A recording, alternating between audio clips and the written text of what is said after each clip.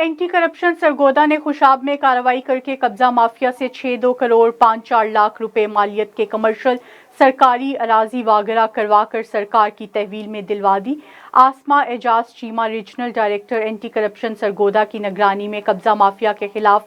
कार्रवाइयां जारी हैं। राना मोहम्मद मुश्ताक कमरुस्सलाम, राना राशिद मिन्हास और दीगर के खिलाफ महकमा हाउसिंग खुशाब के मालिकियाती प्लॉट्स पर नाजायज कब्जा करके जाली कागजात तैयार करके रजिस्ट्रियों और डिग्रियों में झूठी शहादतें दिलवा कर अदालत के जरिए इन प्लॉट्स की डिग्रियां तैयार करवा कर फरोख्त कर दिए थे, जिस पर मुद्दई मुकदमा